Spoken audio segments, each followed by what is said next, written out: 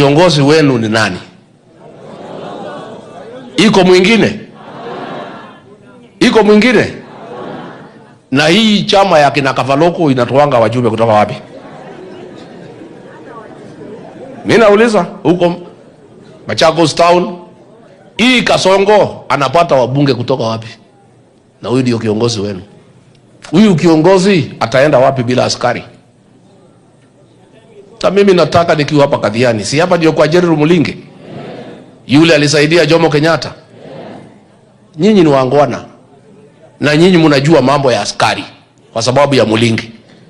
Kama kuna constituency imepatia Stephen Kalonzo Musyoka askari, huyu mheshimiwa Mbui ni watu ya Kadhiani. This is a very dependable general. Huyu akiweko Kalonzo analala mpaka anaota, akijua ako sawa. Mtashikilia Mbui? Mimi naomba watu ya Kadhiani mshikilie huyu mtoto. Kama mnataka kusaidia Kalonzo na mujisaidie, mtamshikilie. This is a good foot soldier ya Kalonzo, si ndio? Mimi naomba nyinyi tutembee pamoja. Sisi tumeketi na Kalonzo na Wamalwa na Tebea Matiang'i na kila mtu, na tutasikizana tutoe mtu mmoja. Lakini nyinyi, huyu Kalonzo wenu kama anatukanwa hapa Ukambani na akina Kawaya na wengine na mumenyamaza, heshima atatoa wapi kwingine? Si lazima mfalme aheshimike nyumbani?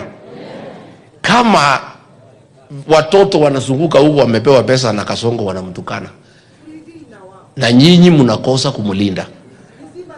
Lakini hapa Mumbuni North mlifanya ungwana.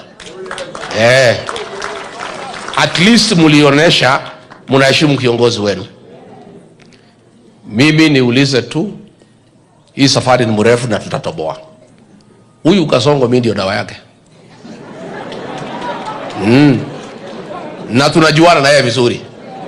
Waswahili wanajuana na nini? Mimi ndio nilimsaidia akakuwa rais wa Jamhuri ya Kenya. Nilienda pale Mulima nikasanya 3.8 million vote, nikampatia kiti ya rais.